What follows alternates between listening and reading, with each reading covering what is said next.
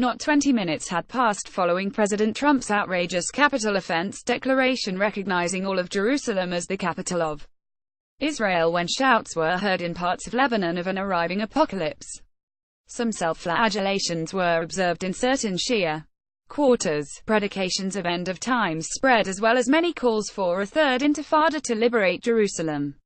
90 out of 100 U.S. senators approved of Trump's statement. None voted against, and the 10 who abstained are well-known hardened Trump detractors. The vote reflects the continuing strong pro-Israel sentiment among both fundamentalist and liberal Americans. On 12,152,017, Trump administration officials also declared that Jerusalem's Western Wall is part of Israel, a declaration that will doubtless inflame more passions among Palestinians and others in the Middle East and globally. As is well known by now, every Arab country and more than 100 others have strongly condemned Trump's decision to move the U.S. Embassy to Jerusalem despite weak-sounding White House pledges to increase its support for the Palestinian cause. Mild protests from the EU, UK and many U.S.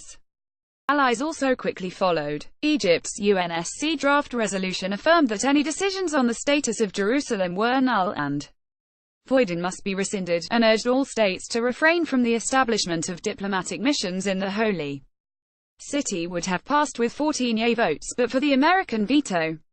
A similar indictment of the embassy move did pass the UN General Assembly under the Uniting for Peace resolution on 12,212,017 with 128 states in favor, 35 abstaining and 9 voting against. It's quite likely that every fifth-year Palestinian youngster in Lebanon's 12 camps knows that the United Nations partition plan drawn up in 1947 claimed that Jerusalem would be a separate international city. But the 1948 war that followed Israel's declaration of independence cut the city in two, and as a part of an armistice, drawing with green ink on a map, the green line creating East and West Jerusalem. Israel controlled the western half, and Jordan controlled of the eastern half, including the Old City. In 1967 Israel took over all of Jerusalem and declared it to be its eternal undivided capital. And that's the cause of today's problem, because it is claimed as the capital of Palestine. Trump's moving the U.S. Embassy to Jerusalem, which hopefully will not survive the next presidential election, has created much politically calculated hand-wringing in Lebanon and this region, and the manipulation of the struggle to make Jerusalem the capital of Palestine. Palestinian leaders are adamant that an embassy move to Jerusalem is a violation of international law and a huge setback to the peace process. The first claim is accurate. Certainly it's an egregious violation of international law which the UN must work to block with Security Council resolutions urging all countries to refrain from moving embassies to Jerusalem. With respect to the peace process, there is no such thing today, and arguably there has never been a serious one. For the past quarter century, American presidents, both Democrats and Republicans, get secure more Jewish and fundamentalist Christians, have declared Jerusalem to be Israel's capital and promised to move the U.S. Embassy from Tel Aviv. In 1992, Bill Clinton declared, Jerusalem is still the capital of Israel and must remain an undivided city accessible to all. In 2000, entrenched in a tight race with Albert Gore, Clinton's vice president, George W. Bush promised, as soon as I take my office I will begin the process of moving the United States ambassador to the city Israel has chosen as its capital, Jerusalem. During his 2008 election campaign, Barack Obama made an even stronger commitment to the Israeli position on Jerusalem than his predecessors, declaring his support for Jerusalem being the capital of Israel, emphasizing that Jerusalem is the capital of Israel and must remain undivided. Since Trump's announcement, plenty of anti-Palestinian politicians seeking to cash in politically, including Lebanese President Michel Aoun, who is only in that post because Iran installed him by instructing Hezbollah to break its deadlock of parliament, are wringing their hands and seeking political advantages from Trump's provocative action.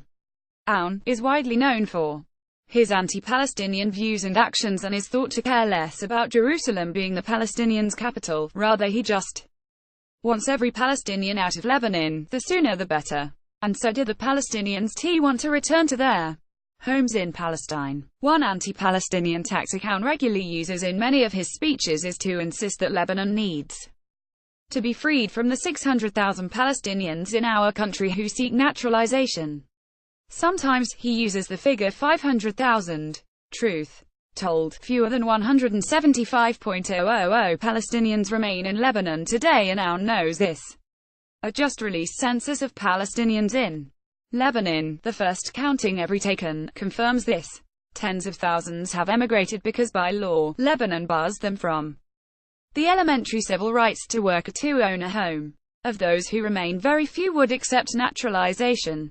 The noted above first ever official census of Palestinian refugees in Lebanon was released on December 21, 2017, and it established that 174,422 Palestinian refugees are living in the country, much lower than anti-Palestinian politicians have been telling their followers that past few decades. The headcount of Palestinians in Lebanon, called the Comprehensive Census of Population and Housing in Palestinian Camps and Gatherings in Lebanon, is a project of the Lebanese Palestinian Dialogue Committee at the Grand Serail.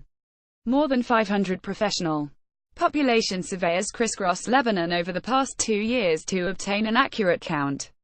Also, being heard are renewed promises by the Hezbollah-led resistance that it will withdraw its forces fighting in Syria, Iraq, Yemen and elsewhere and make Palestine its top priority, promising that if it is necessary, Iran-Hezbollah will import Shia militia from across the region to help liberate al-Quds. Shortly after Trump's declaration, Hezbollah's Hassan Nasrallah announced that his fighters would return from abroad and focus its fighting on behalf of Palestinians, since Hezbollah's fighters had already defeated its enemies in several other regional battles against Syrian terrorists. Advertisement addressing a 12,112,017 rally in South Beirut via a video feed, Nasrallah declared Jerusalem, Palestine and the Palestinian people will return to be the priorities for Hezbollah, adding that the group would dedicate all its time to Palestinian resistance.